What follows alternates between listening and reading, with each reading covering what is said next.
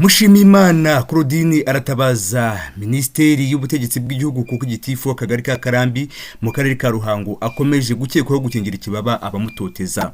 Urujya n'uruza rw'ibibazo bivugwa ko byugarije umuryango nyarwanda kenshi biterwa nabo mu nzego z'ibanze bigira abantu b'indeba.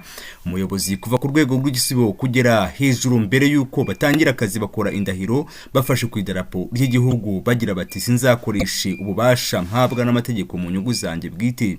Abatuye umudugudu wa Rambyanyana, Kagari ka Karambi, umurenge wa Kabagari, akarere ka Ruhango, intara y'Amajyepfo y'u Rwanda bibaza impamvu igitifu w'Akagari ka Karambi Nyiranzamurambaho Marie Gorete atatira indahiro yarahiriye ajya gutangira akazi. Ubwo inkuru yasakaraga ko umudugudu wa Rambyanyana, Akagari ka Karambi, umurenge wa Kabagari, akarere ka Ruhango, hari umuturage witwa Mushimiyimana Claudine waranduriwe imigozi y'ibijumba, twahise dutangira gushakisha amakuru.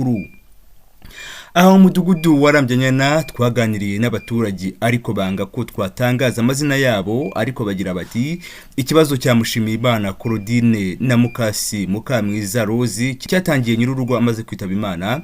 Mukamwiza yashatse kugurisha isambu, nyuma Mushimiyimana Claudine arabyanga batema insina.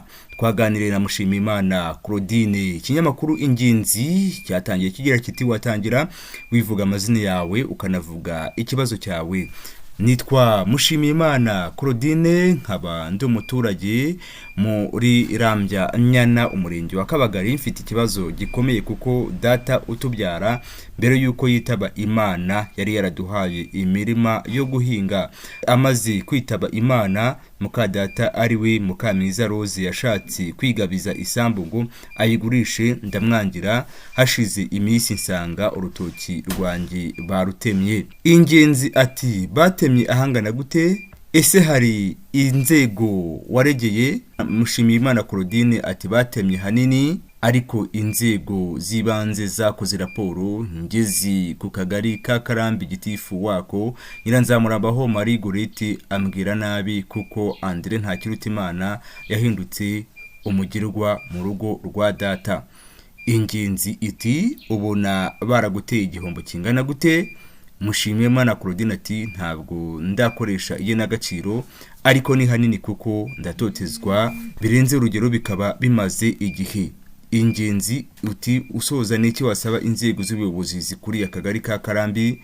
Mushimiyimana Claudine nuko bandenganura. Icyo nicyo gisubizo nyine yatanze. Ikinyamakuru Ingenzi, umunyamakuru wacu yagiye kuvugisha inzego z'ubuyobozi. Ikinyamakuru Ingenzi newspaper na Ingenzi Nyayo.com cyifuje kubaza amakuru agendanye n'umuturage witwa Mushimiyimana Claudine waranduriwe imigozi y'ibijumba mu Kagari ka Karambi muyobora. Uko niko umunyamakuru yabazaga umuyobozi w'aka kagari. Umunyamakuru akomeza agira ati itegeko rinyemerera guhabwa amakuru nk'uko nawe rikwemerera gutangazwaho inkuru igukekwaho uhawe umwanya wo kugira icyo uyitangazaho. Ni muri uru rwego nkwandikiye kugira ngo ugire icyo uvuga ku nkuru ikuvugwaho yo gukingira ikibaba Rose Mukamwiza ukekwaho gutema urutoki rwa Mushimiyimana Claudine.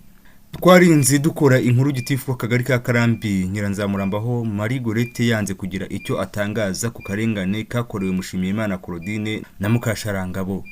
Abasesengura iby'umuyobozi bagira bati uretse n'ikibazo cya Mushimiyimana Claudine atakemuye akamubwira nabi n'ubusanzwe akora nabi, abo bireba nimwe muhanzwe amaso.